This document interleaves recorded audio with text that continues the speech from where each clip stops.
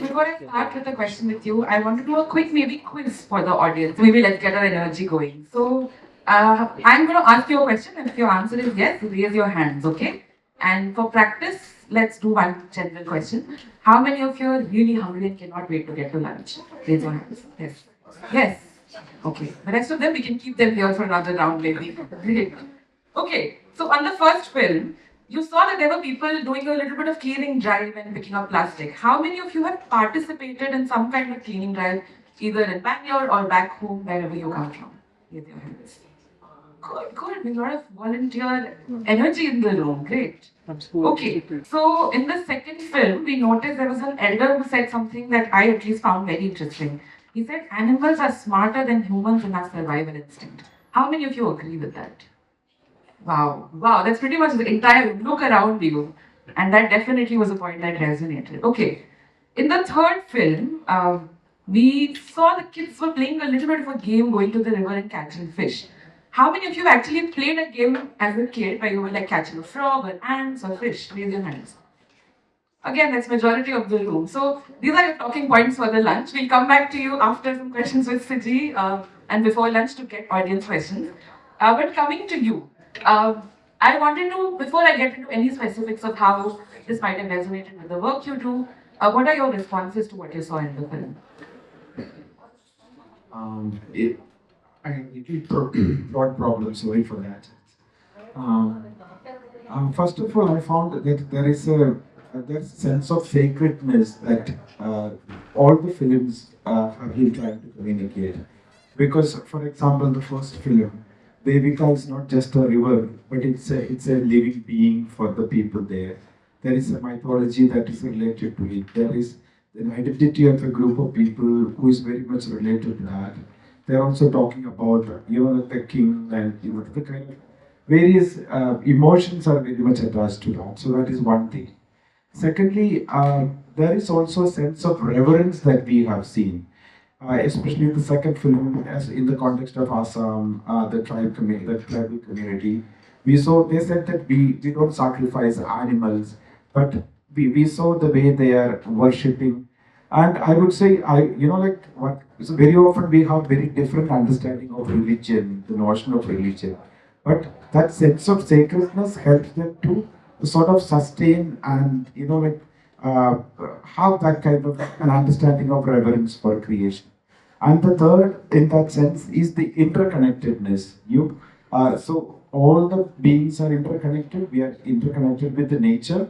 And I'm just trying to recall that in the context of elephants, they are saying when the leopards were there, the elephants were less. Now the elephants are more.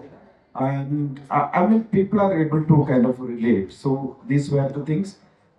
If I don't talk about the crises and the resilience part of it, but these are the three that come to my mind. I love that you drew the distinction between sacred and religious, right? I think as we are becoming more rational as a society, which is much needed, we are throwing away a lot of the sacred elements, but it's a lot of what we ascribe meaning to, which is sacred, right? And communities ascribe meaning to nature, and we are also coming at it from now a scientific, rational lens that some of these sacred things had a lot of wisdom. So thank you for making that distinction. So coming to the point that you mentioned, right, about resilience. So a lot of migrant communities that you have worked with or you work with are migrants who come from these kind of contexts, right? And there is also the aspect of climate migration. So can you speak a little bit about their relationships as they change with nature when these people move to the city and how that's changing because of climate? Okay. First of all, in the climate change context, so there's a lot of distress that is taking place, especially in certain geographies, which definitely leads many people to move out of their own places. Like 3 weeks ago, I was in the Bundelkhand area. Ben, who is sitting right there, who is a friend of, who is an associate of ours, we are working together. So we visited some, 4 to 5 communities, the tribal communities and so on. So at the moment, लोग क्या बोलते हैं हिंदी में, हम लोग बीच होकर के ऐसे चले जाते हैं क्योंकि भगवान की कृपा है, क्योंकि बारिश नहीं आएगी तो we don't, we are just sowing seeds and moving away because we really do not know whether the rain would come and the crops would survive or not. And due to this, what is happening is that many people are moving to places like Punjab or Bangalore or different areas, especially where they are more familiar with the language like Hindi, jahan par jagah hai, and they go with an entire family for in migration. And we also noticed in those areas, for example, in Hamirpur or Chitrakoot, all those districts, where they, the young girls, they never complete their, very often they don't even complete the metric. The reason being that they have to, like, they are moving away with their parents. So that is another crisis. If you look at the global picture, you might be aware that we are always wanting to reduce or limit the temperature to 1.5 degrees Celsius. That is the kind of attempt, that is the attempt that we have. But sorry to say that we have already crossed, 1.6 degrees Celsius in certain parts of the world. That does not mean that the average has gone beyond 1.5. Please don't misunderstand me. So, but if this trend continues, it is going to be very detrimental. And it is estimated, since you asked about the migrants, I am saying it is estimated by 2050, because very often climate change related components are working on projections. By 2050, the people who will have to migrate out of distress will be like, they are saying that it will be 216 million people all over the world. And we are seeing the trends in different places. And the people whom we are working with in Bangalore, for example, most, like, we are working in 80 communities that, like, especially the blue tent community, informal communities, and so on. Most of them are coming from Yadgir, Gulbarga, these kind of districts where there is a lot of distress. And recently we had done a study, it was a regional study at Asia level, but it found that 49% of the people, the migrant workers who came here, they said they experienced extreme weather event either at source or even at destination, putting together. So this is something that we will have to keep in mind as we all try to build, or like trying to contribute our efforts to build resilience for the most vulnerable communities. Yeah.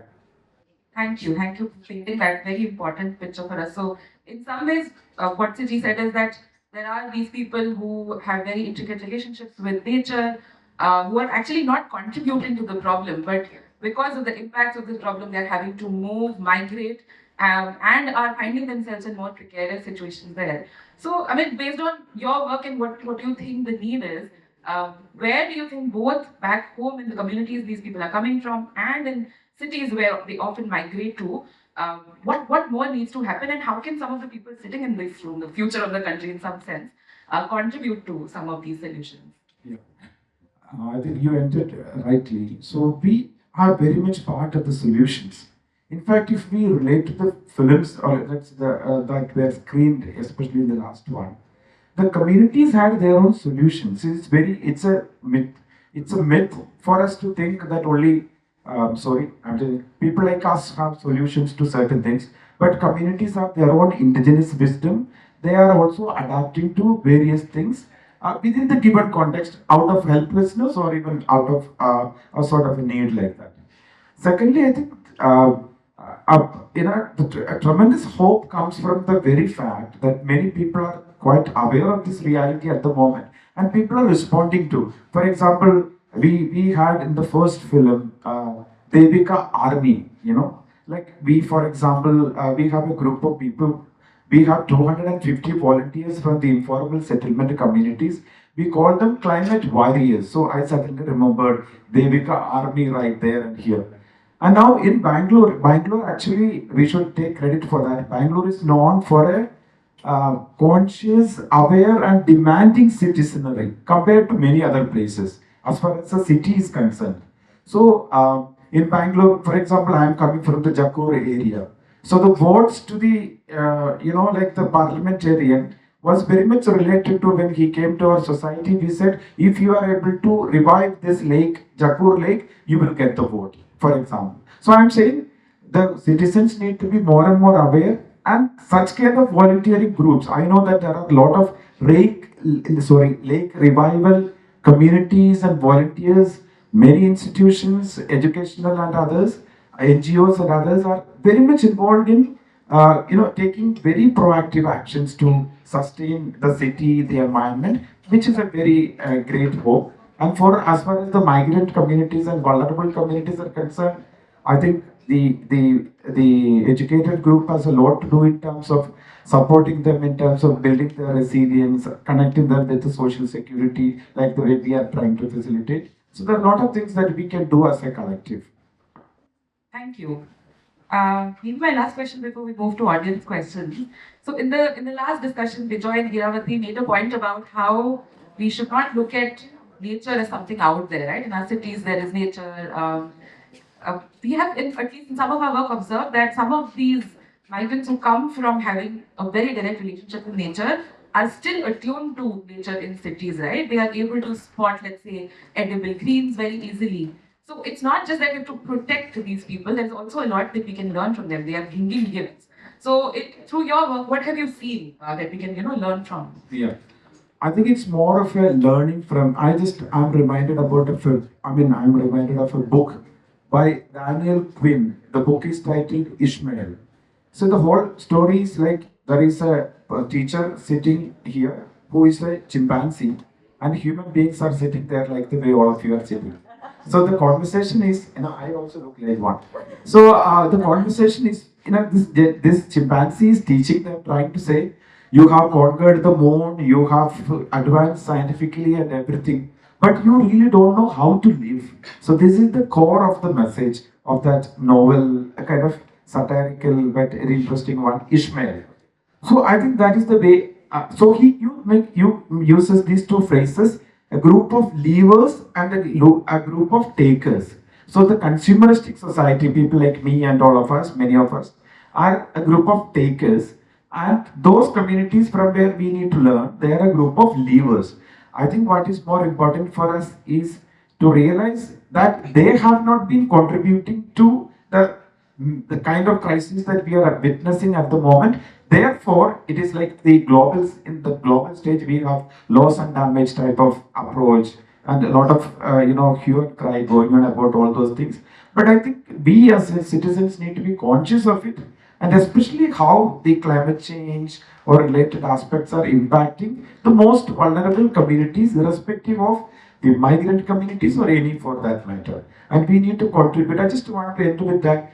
See, during the water crisis, for example, last year in Bangalore, of course, the weather in Bangalore very often we say definitely it's compared to other cities like Delhi, where we had up to 52 degrees Celsius. 37.4 degrees Celsius was better in Bangalore. But think of those migrant workers or others, outdoor workers, who are right there at 1 o'clock in the increased temperature. Even this 37.4 will definitely make a large difference for them. So we can just see how we are going to contribute to them in building resilience for them as a collective. Thank you. I would like to move to the audience. If you have any questions, reflections. I just want to first of all thank the organizers and the curators. I just felt like I traveled across India and like actually lived like slices of these people's life just sitting here, and it's an incredible journey, at least in the first 3 hours of just being here. Like both of you were actually discussing it, a lot of youngsters as well are gaining this kind of knowledge, living that sort of life with the forest and those kind of things. But we also see that the aspirations are growing, right? And everyone's aspirations are growing, and many of them would not want to be there as well. Like they might want to like move to the city, have like a different levels of comfort. So what should the future look like then? And we also see like the kind of comfort that we're living in is also very carbon intensive, right? Like we need this AC, we want all these sort of things, which is what we call comfort. And more people want to get into this thing, and there will be like resource shortage. But how should the future look like then? What should we be thinking about? Yeah, Bhargavi, as you mentioned, there is a development dilemma that is going on. We understand there is a development that is required. So the question is at what cost? That is one. And definitely, I'm not one of those who would glorify saying that people should remain in the way they are living. they would not be exposed to or may not be exposed to, let's say, that kind of development, the so-called development. We don't know what is development for who. But in any case, what is more important is the sustainable development, as I understand. And that is the only way that we can move forward. At the same time, how do we even make a choice individually in our own life? Just happened to, I mean, this morning I took a cab. I know it's a little more expensive. Still, I booked a blue taxi. It is not that for charging electricity coal is not used, but still, how would make a difference, let us say, in the whole contribution to pollution, let us say. Or given an option, how would you take a, this time I happened to go to Wayanad. I think someone was talking about Wayanad at the beginning. To the Christmas, I spent 2-3 days where this, the entire event happened, interacting with the people and so on. So I decided I am going unbooked tickets. Like I took a train, 147 rupee. From there, a transport bus of Kerala. I come from Kerala anyway. Going all the way up to Wayanadu, came back. It was economical. At the same time, I found it was trying to, just be a little different from what I used to be, what I, like I'm very consumeristic maybe in that sense. So I think individual choices that each one makes is going to be important. Similarly, institutions, systems, governance, states, they all have a major role to play. For example, if we have to limit to, let's say, if we have to arrive the net zero target that we are talking about, the commitments that the countries have made as the NDCs, let us say, they need to actually contribute to. Then only we can reach that level. It's very easy to say US is responsible for 25% of the carbon emissions, let us say, or UK was. But in any case, we are affected now, and the most vulnerable are more affected. So therefore, I would say, as citizens responsible, we need to pay attention at the moment in these contexts to climate mitigation as well as adaptation. And just want to end with like the Bangalore Climate Resilience Plan that is already there at the moment, promulgated, and your organization and many of us are working on those things, collaborating as friends of climate action cell. But what at the moment what I notice missing very much as Bangalore Sustainability Forum and so on, what I found missing there is it is more mitigation oriented than adaptation or resilience built in that sense. So what all of us are trying to do is how do you bring that lens of adaptation, resilience into that. I think all this will be part of us. Let me conclude this part by saying, I remember WRI's, one of those volunteers saying, we keep posting a lot in social media and others, right? About our photos or Facebook and a lot of things. But what about we make a choice to post, let's say, in a conscious manner, post components related to climate change or more to do with solutions that could really work or initiatives that have really been taken place, let's say by communities, because otherwise we will create a sort of anxiety in the context of climate change especially. But as youngsters, there's a lot in those, components that we can do. I'm just curious, does that evoke any thoughts in any of the audience members or any of the films as a running theme? How we all can connect to this climate change is that many organizations are certified for this ISO standards, be it ISO 9001, ISO 27001, and so on. What ISO has done is that they have introduced a clause to see whether organizations need to determine the need for climate change. Okay, so all organizations who are certified for these standards, they need to adapt to this and have processes in place for climate change. Now, what does that mean? So, ISO introduced that way, but then that was more of a requirement. But we did not have solutions for it. Many organizations, hey, we are an IT company, how are we going to relate to climate change? Okay, so that was the question. Now, I volunteered with ISO, and just recently, the framework for implementing ESG principles, environmental, social, and governance, that has been published by ISO, and it is free of cost for us to download and implement it in organizations. So this is called ISO IWA 48, Okay, so framework for implementing the ESG, you can download it. This is one way. And regarding the films that was shown, so it's very evident that climate change is happening. See, rivers shrinking. Okay, and even you will see the decline in animal population. And in the last film, there were so many birds that we have seen, right? So black bronco, Indian peafowl. Okay, so common myna, great hornbill. Okay, and so there was also Indian roller, which is the state bird of Karnataka. So now, just to see Indian roller, we need to travel kilometers together. Earlier, we would see that Bangalore Mysore road. We used to see this Indian roller sitting on a wire. But now you have to travel so many kilometers just to see our state bird. So that talks a lot. So, and there's one more forum I think Vinod is part of, and he's also doing a fantastic job in creating that awareness, BNG birds. So they have outings within Bangalore every month, Lal Bagh. So it's all free of cost, and it's one way to create awareness about what's happening to the environment, the birds, and etc. in Bangalore. So as you rightly said, yeah, Bangaloreans are very well aware of what's happening. Awareness is one part. The next part comes as the implementation. What are you going to do with your awareness? That's what matters. Thank you. Thank you. Do you have time to take one more reflection? In a situation where the education costs so much today, and in the cities for all of us, like everything from water, I think, except oxygen, everything costs a lot.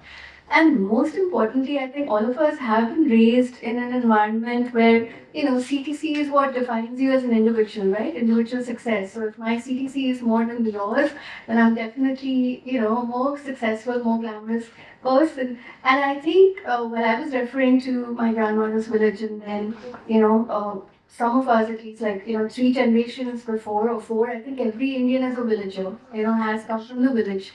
And the notion of a city itself is money. All our grandparents came to the city to make money because, and again, the city is a Western construct, but we wanted to improve our lot and currency came into our lives. So today also, at least if you go back to my village, which is in South Karnataka, they've overtaken us in terms of transaction. And I'm not saying that they don't need money, they very much do need money. Back then also there was money, but there was just enough money. And relationships counted for much more. Today, if you go back, they see us as, okay, how do we loot this person? We might not see them as much, but they see us more as, how do we get the maximum buck? Because I'm sure they're making lots of money in the city. So how do we change this? I don't know. I've lost my innocence too, in the sense that if you tell me to do something for someone just out of being good, I'm very afraid of, it may backfire or I might be seen as too good, or an easy prey. So this is the fundamental question we face. It's not so much about technology, it's all there. The solutions are all there. But it's just really what we've become as humans, including in the villages, sorry to say.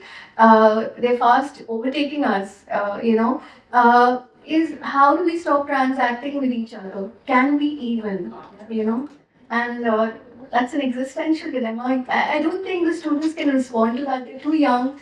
They're raised in a framework of, hey, I mean, I bet any of you are not going to feel very successful if you don't earn well, right? It's true, right? So, how do you ask them that question when all that's on their mind is pressure to perform and cities and so for all of us? So, how do we relate to each other better? How do we have just enough, whatever that means? And how do we celebrate just enough versus, Elon Musk or Jeff Bezos and now Trump taking over Greenland? So I think that's a very, there are no answers to existential questions of those nature, but before closing, I might add my own reflections, right? I think you hit the nail on the head. This is a relational question fundamentally of how we relate to each other, and something that I heard in the context of the forest in the last movie, right? Jungle में सबसे ज़्यादा डर किस चीज़ से लगता है? अकेलेपन से. I think it's very true of concrete jungles also, right? We are all very disconnected, and I think we're going through some kind of a transition where we no longer either know how to belong or have lost ways of connecting and belonging, right? Online, pandemic, So this is a, I think, good question for all of us to think about, maybe take back, talk to each other over lunch, find our own communities. But yes, I agree with you. This is a deeply, fundamentally relational question at the heart of it. So with that, I will invite Archil to close for lunch. Thank you so much, Siji. Thank you.